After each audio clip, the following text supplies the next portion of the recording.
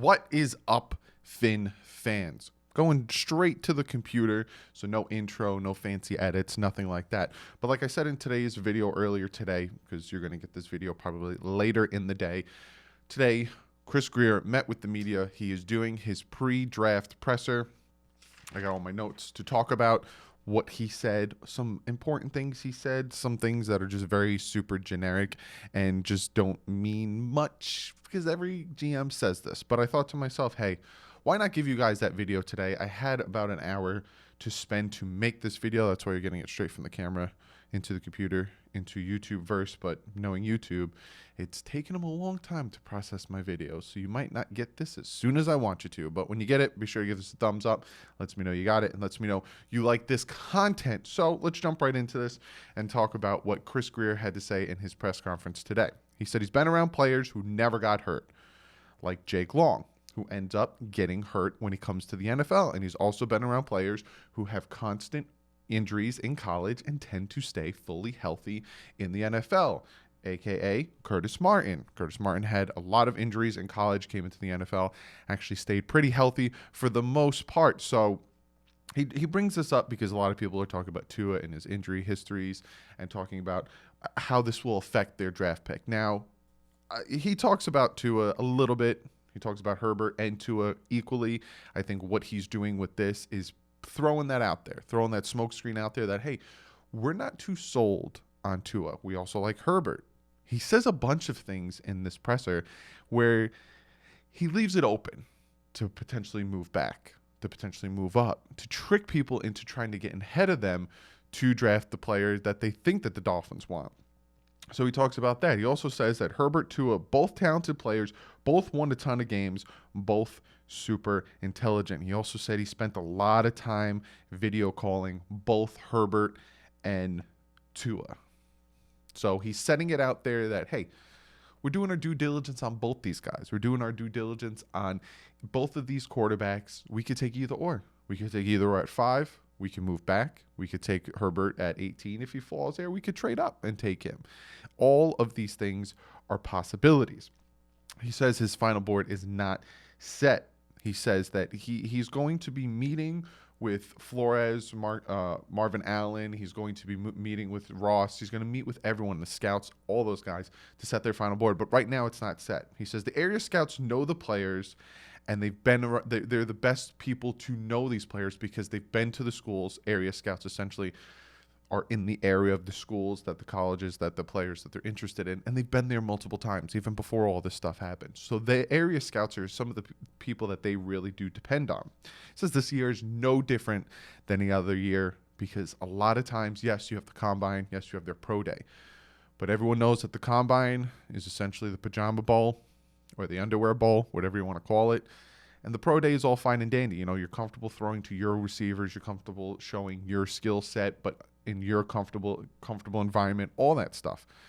He says when you watch tape, that's what you really rely on, and that's what it's always been. You always watch tape, you always go off the tape because it really gets to show them in adversity with pressure. You know, playing against a crappy defense, playing against a good defense. How do they play against press? How do they play against zone? How do they play against 2-man rush, a 3-man rush? Can he get off the block? Can he make a good block? Can he sustain?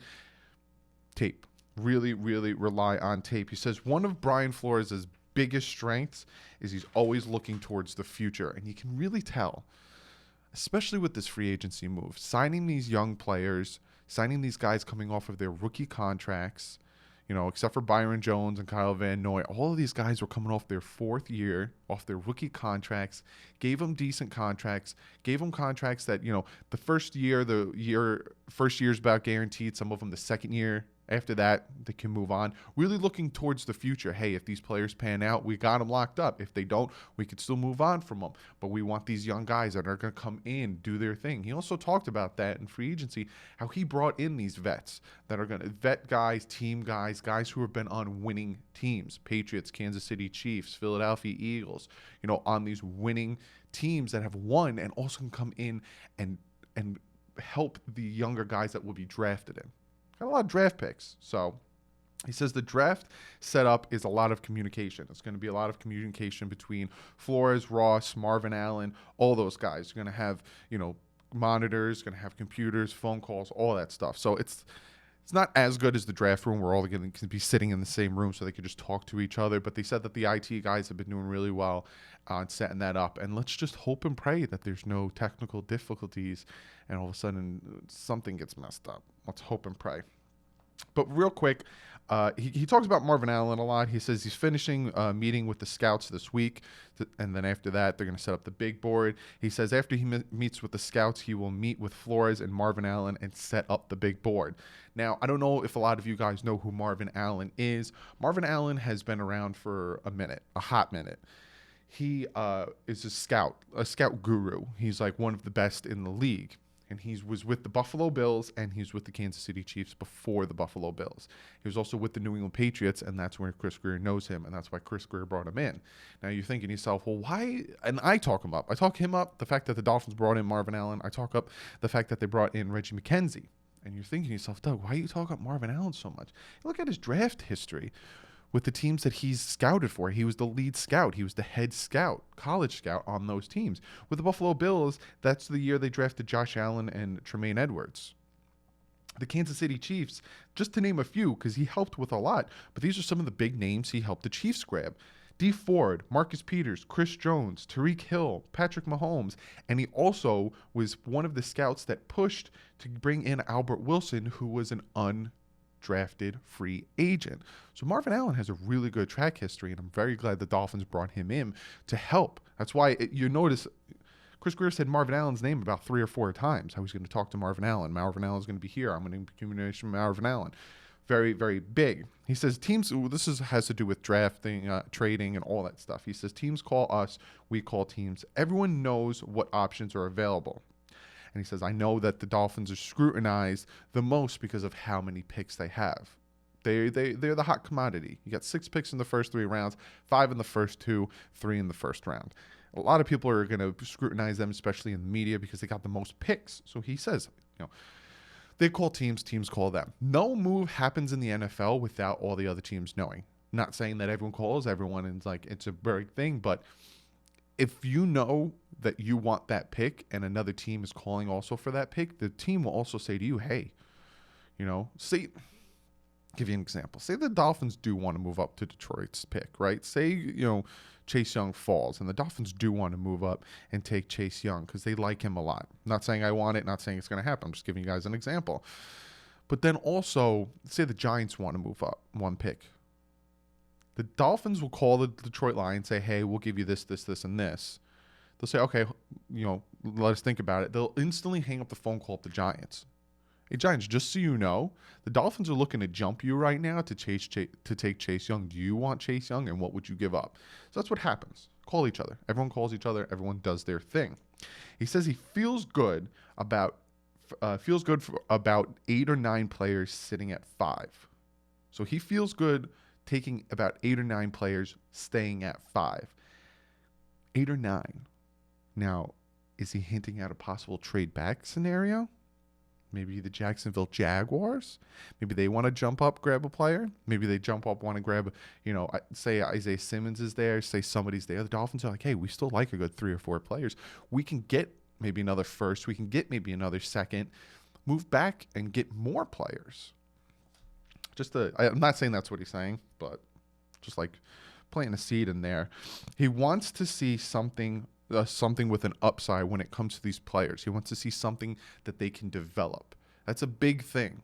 Now, I always talk about when I talk about my draft prospects that, they have intangibles, right? There's things you can't teach: size, strength, speed, all that stuff. The things you can teach, they could develop. Like he said, he wants something with an upside that they can develop. And then he says to the fans, this is what he says: we spent a lot of time going through this. We spent a lot of time with these players. I would hope they have trust in us. Now, I'm going to talk about this the day before the draft on the 22nd. I'm going to be making a video giving you guys my opinion, giving you guys my idea, my thoughts on what the Dolphins draft process, the draft strategy is. And I'll go into more depth on what he's talking about with trust in them.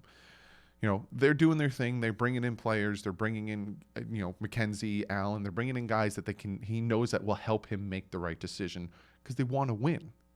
And I'll talk about that in one more little quote, and then I'll talk about what I'm talking about. He makes a joke. He says the pest control guy that he has there, because there's an ant problem, his family, everyone is badgering him, wanting to know what he's going to do at 5, which I can imagine being the GM. And then the final thing he says is, it's very important we hit a home run next week. We could build a strong team here and win for a very long time. He knows the pressure that is put on him. He put himself in this situation where he has 6 picks in the first 3 rounds. He put himself in this situation where he has the capital to do whatever the man wants to do in the draft. So he knows this is big. This is his career. If he messes this up, he most likely will get fired. And he most likely will have a hard time finding another GM job because you got 14 draft picks. You got to hit on 5 of them. You get 5 starters out of this draft, it's a success. 14 draft picks. That's less than 50% you have to hit on. Way less than 50%. 50% is 7. So he knows there's pressure on him. So for a fact he's doing his due diligence. But I know a lot of people are skeptical. A lot of people are like eerie of him and what he's doing because of what he did in the past, taking certain players. A lot of people, even myself, think like, how much control did he actually have with Tannenbaum, with Adam Gase, all that stuff. He's been with the Dolphins organization for a very long time. Very long time in the scouting and all that stuff. So, but that's what Chris Grier had to say. Be sure to comment below. Let me know what you guys think about what he has to say. Let me know what you guys think, how you feel about what he's saying. Does he drop any hints to you? Do you think it's just a lot of smokescreen? You guys excited for Thursday? Like I said, I will be live tomorrow, Saturday at 1 p.m. and I'll also be live for the draft. I haven't decided if I'm doing both nights. I'm leaning towards yes, but we'll see. But I'll definitely be live Thursday, 7:30 for the draft. I'm going about half hour early, set up, hang out with you guys. But yeah, thought I'd make this video. I told you guys I'd probably do it tomorrow, but I thought to myself, why not just do it now? So also be sure to check out the video I put out earlier today breaking down the interior offensive linemen and the defensive ends. It was a very long video and a very in-depth video. So be sure to go over, check that out. Hit that subscribe button if you haven't yet. Also follow me on Twitter. I tweeted all this stuff before I came and made this video. But other than that, I will see you guys Saturday, 1 p.m. live, talking about the rest of the defensive draft prospects. But like usual, stay classy. Fans up.